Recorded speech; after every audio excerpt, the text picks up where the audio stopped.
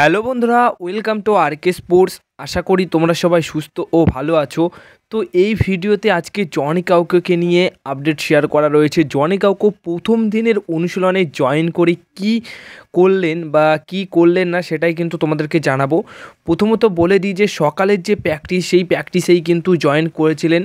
আজকে তিনি কোনোরকম প্র্যাকটিস করেননি, তিনি তার সতীর্থদের প্র্যাকটিস আজকে সামনে থেকে দেখেছেন। পুরনো সতীর্থদের সাথে যেহেতু অনেক দিন পর দেখা সাক্ষাৎ হয়েছে, তাই তাদের সাথে কিন্তু আজকে সরাসরি গিয়ে তিনি কথাবার্তা বলেছেন সবার সাথে, তার পছন্দের সতীর্থদের সাথে এবং পুরো টিমের সাথেই তিনি কিন্তু কথাবার্তা বলেছেন। হাবাসের সাথেও তিনি কিন্তু একান্তভাবে কথাবার্তা বলেছেন এবং আজকে কোনোরকম তিনি প্র্যাকটিস করেননি, শুধুমাত্র প্র্যাকটিস দেখেছেন।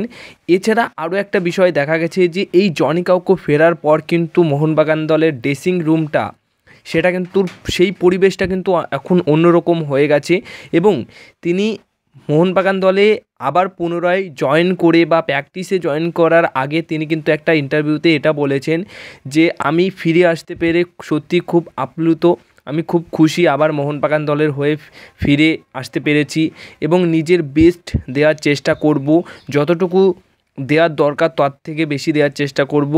আশা করি আমরা ভালোভাবেই সব কিছু ঠিকঠাক করে এগোতে পারবো।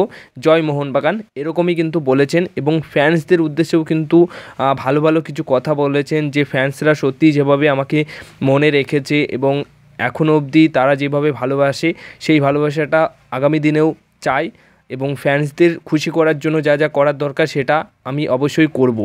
তো এরকম কিছু কথাবার্তা তো তিনি বলেছেন। এর পাশাপাশি বন্ধুরা সবচেয়ে বড় একটা বিষয় সেটা হচ্ছে দীপক টাংরির সাথে কিন্তু জনি কাউকের একটা ভালো বন্ধুত্বপূর্ণ একটা বিষয় রয়েছে। তার পাশাপাশি দিমিত্রি পেট্রাটাস সবচেয়ে বেশি খুশি হয়েছেন। তার ইনস্টাগ্রাম স্টোরিতে তিনি ফটো পোস্টও করেছেন, স্টোরি দিয়েছেন যে তিনি খুবই খুশি জনি কাউকে ফিরে আসায়। তো জনি কাউকে ফিরে আসায় একটা অন্যরকম ভাইবস কিন্তু মোহনবাগান দল শিবিরে চলে এসছে। তো এটাই দরকার ছিল।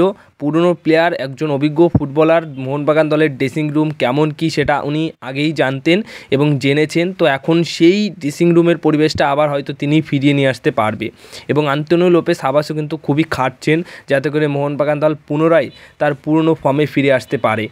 এই ছিল আজকের ভিডিও। যদি ভিডিওটা ভালো লেগে থাকে তাহলে ভিডিওতে লাইক, শেয়ার, কমেন্ট করো আর চ্যানেলটিকে তোমরা সাবস্ক্রাইব করে নিও।